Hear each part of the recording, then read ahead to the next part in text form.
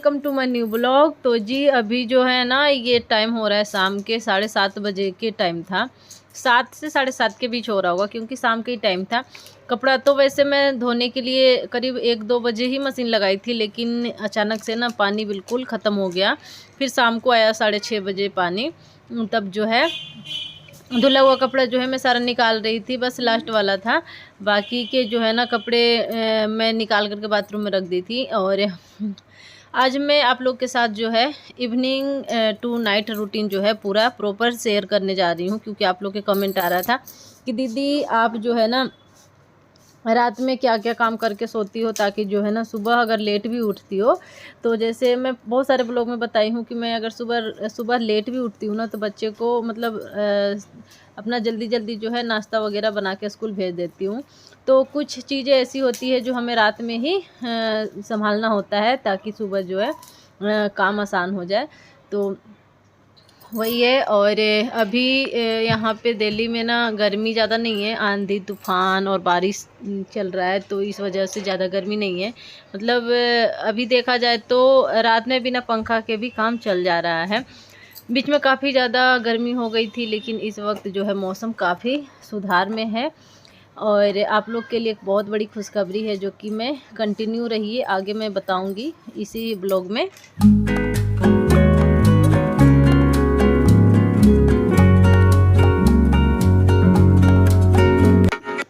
सुबह जो है ना मैं पार्क नहीं गई थी, और 10-11 बजे के टाइम कहीं चली गई थी कुछ काम से। उसके बाद आई तो वहाँ से थोड़ा सा सो गई थी, रेस्ट ले लिया था। मतलब ज़्यादा नहीं, 15-20 मिनट के लिए, आधा घंटे के लिए कम से कम मान लीजिए, और ज़्यादा से ज़्यादा मतलब 1 घंटे के लिए। उसके बाद जो है मैं उठी और फिर पार्लर गई, क्योंकि पार्लर में भी जो है ज़्यादा ज़रूरी था कुछ काम। तो पार्लर से आने के बाद फिर, क्योंकि बीच में जैसे ही मैं मशीन लगाई कपड़ा धोने के लिए, वैसे ही पानी ख़त्म हो गया था, तो फिर मैं पार्लर चली गई थी कि बैठने से अच्छा है पार्लर चली जाऊँ। वहाँ से आने के बाद जो है कपड़े में लग गई हूँ।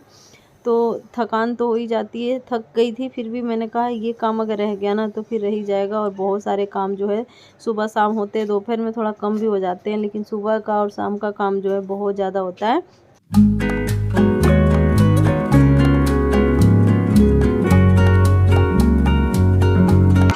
आप लोग काफ़ी दिन से कमेंट कर रहे थे ना कि दीदी आप अपने सास ससुर और अपने ससुराल दिखाओ दिखाओ।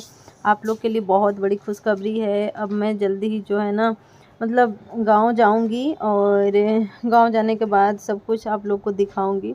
मैं अपने ससुराल वाला घर और मायका, अच्छे अच्छे ब्लॉग आएंगे, बस आप लोग ये समझ लीजिए। और कंटिन्यू रहूँगी।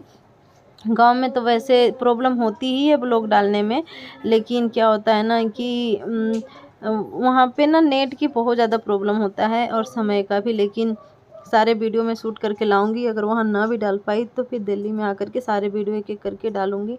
लेकिन कोशिश यही रहेगा कि डेली ही ब्लॉग आए। और वैसे मेरे नाना के ना ज़्यादा तबीयत ख़राब हो रहा है, तो इसी चक्कर में जो है परी के पापा मुझे भेज रहे हैं। अब शायद से ये भी जाएंगे, लेकिन इनका टिकट अभी नहीं हुआ है। अब चलिए मैं आप लोग के साथ शेयर करती हूँ कि जो है क्या कर रही हूँ। खाना पीना बना करके खाने के बाद जो है ना मैं सबसे पहले अपना फेस के वॉश करती हूँ। मतलब कि फेस केयर समझ लीजिए रात में। और ज़्यादा दिन से नहीं, करीब वही 10-15 दिन से। तो मैंने कहा चलो ये भी वीडियो शेयर कर दूँ आप लोग के साथ। रात में कोई ऐसा क्रीम लगा के सोती हूँ, मतलब नाइट क्रीम, जिससे कि चेहरा जो है हमेशा सही रहे। और इसका रिजल्ट भी मुझे बहुत अच्छा खासा देखने के लिए मिल रहा है। अगर आप जो भी क्रीम लगाते हैं, या फिर रात के नारियल का तेल भी लगा के सो सकते हैं, ज़रूरी नहीं है कोई क्रीम ही लगाएं। तो इससे ना चेहरा बहुत अच्छा रहता है। रात में हमेशा ना फेस को क्लीन करके सोना चाहिए। अब रीज़न ये है कि दिन भर जो है हम लोग धूप में, धूल मिट्टी में इधर उधर घूमते रहते हैं, डस्ट वगैरह पड़ जाता है। तो उसे ना हम आराम से जो है रात में अच्छे से वॉश करके, और एक तेल या फिर कुछ भी कोई क्रीम वगैरह लगा के आराम से सो सकते हैं, या फिर रोज़ वाटर भी लगा सकते हैं। उसके अलावा जो है मेरा काम होता है इस तरीके से अपने आइज़ के नीचे के जो डार्क सर्कल्स वाला एरिया होता है उसे अच्छे से मसाज करना क्रीम से, या फिर आप नारियल के तेल से मसाज कर सकते हैं। छोटी छोटी चीज़ों को जो है ना ध्यान रखना होता है, जिससे कि जो है हम लोग का अपने एज से 10-15 साल थोड़ा सा कम दिखे। जैसे जैसे एज ज़्यादा बढ़े तो अपने लिए तो कुछ ना कुछ करना ही पड़ता है। फिर से एक गोली है मेरी एलर्जी की, आजकल एलर्जी हो रही है, तो एलर्जी की गोली मैंने खा ली है जिससे कि छींकें ना आए, छींक आ रही थी बहुत ज़्यादा। और अब जो है बच्चे के काम रह गया है इन लोग का दूध वगैरह देना, क्योंकि खाना पीना तो खा लिए थे। उससे पहले जो है मैंने कहा चलो एक चॉकलेट खा लेती हूँ, और चॉकलेट खाने के साथ साथ मैंने कहा पहले किचन की करते हैं क्लीनिंग, क्योंकि बच्चे से पूछी कि दूध पीने के लिए, तो उन लोगों ने मना कर दिया। बच्चे जो है जल्दी अगर सोने लगते हैं तो बर्तन वगैरह धोने से पहले ही जो है इन लोग को दूध दे देती हूँ, और अगर नहीं सोते हैं तो सारे घर के काम करने के बाद मतलब जो भी है किचन के सारे काम करने के बाद दूध देती हूँ। तो अभी मुझे क्या करना है कि पूरे किचन को अच्छे से क्लीन करके सोना है, क्योंकि सबसे बड़ी बात होती है कि देखिए रात में जो है ना किचन को क्लीन करने से घर में सबसे बड़ी चीज़ होती है कि बरकत होती है। क्योंकि हमारे बड़े बूढ़े शुरू से कहते ही आए हैं कि किचन में जो बर्तन जूठे होते हैं ना सिंक में, वो हमेशा बातें करते हैं आपस में और दरिद्रता लाते हैं। तो जूठे बर्तन कभी भी किचन में नहीं छोड़ के सोना चाहिए। अगर आपको लगता है कि हम मांजने योग्य नहीं है कोई भी मतलब बर्तन, तो आप उसे पानी में से निकाल के भी आराम से रख सकते हैं, लेकिन जूठा उसमें जो जूठन लगा होता है तो वो सब चीज़ें नहीं रहनी चाहिए।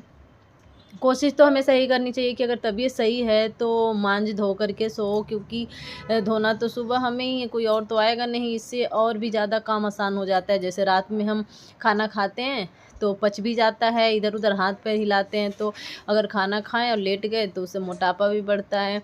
तो दो दो बेनिफिट, तीन तीन बेनिफिट होता है। तीसरी चीज़ कि हम लोग सुबह जब हड़बड़ा जाते हैं, जैसे कि बच्चे के स्कूल भेजना होता है, अगर मान लो मुझे 7:30 बजे स्कूल भेजना है ना, मैं 7 बजे उठ करके भी जो है आधे घंटे में अच्छे खासे जो है ना नाश्ता वगैरह बना के बच्चे को भेज देती हूँ। क्यों? क्योंकि रात में आधा से ज़्यादा काम मैं करके सोती हूँ।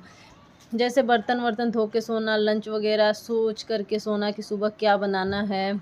और जैसे दलिया वलिया बनाना है तो रात में ही अपना भिगो करके रख दो, साबूदाना बनाना है तो भिगो के रख दो। इस तरीके से जो है बहुत सारी चीज़ें होती है जो कि हमें रात में ही तैयारी करनी होती है, जिससे सुबह के काम आसान हो जाता है। और हम हाउसवाइफ को तो इतना चंट बनना ही पड़ता है जिससे कि जो है हमारे काम आसान बन जाए और घर गृहस्थी अच्छी खासी चलते रहे, और कौन नहीं चाहता है कि घर में बरकत बना रहे।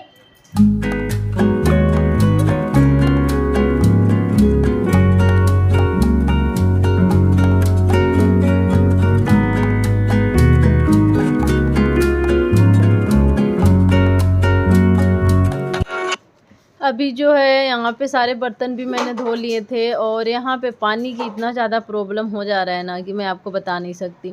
परी के रहा नहीं गया, तो परी बस बोलने लगी कि मम्मी मुझे नींद आ रही है, मुझे दूध दे दो। तो मैंने कहा चलो ले लो। तो बस बीच में से जो है मुझे बर्तन छोड़ कर के यहाँ पे आना पड़ा इन लोग को कुछ समझाने, क्योंकि अभी जो है ना ये उतनी ज़्यादा वो है नहीं, इसे गुड़ टूट नहीं रहा था। जैसे दूध में ना इस वक्त हम लोग गुड़ डाल करके पीते हैं, क्योंकि टेस्टी भी लगता है और साथ के साथ सही रहता है। तो यहाँ पे लास्ट वाला दूध ये है परी के पापा का, बच्चे पी लिए थे और बस उनके लिए मैं दूध लेके जा रही हूँ। और उसके बाद जो है मुझे सुबह के हो रही है तैयारी, जैसे कि सुबह मुझे भिंडी के भुंजिया बना के बच्चों को देना है लंच में। तो भुंजिया काट लिया और उनको दूध दे दिया। उसके बाद जो है ये जो भुंजिया मैं काट के रखूँगी ना फ्रिज में, तो ये सुबह मुझे ना बहुत आसानी से जो है काम आसान कर देगा। सुबह उठूँगी, अपना गैस वैस साफ़ करूँगी। वैसे तो गैस साफ़ करके सोई हूँ, लेकिन थोड़ा सा गीला कपड़ा मार देती हूँ, ताकि जो निगेटिविटी होती है, जो कहा जाता है हमारे घर में कि सुबह उठते ही जो है बासी चूल्हा पे खाना नहीं बनाना चाहिए, बासी घर में नहीं चलना चाहिए, तो वो चीज़ें निकालने के लिए हल्का सा झाड़ू मारना होता है घर में। अगर घर में कुछ गंदगी ना है, कूड़े ना है, तो भी झाड़ू घुमाना होता है, गैस साफ़ करना होता है गीले कपड़े से।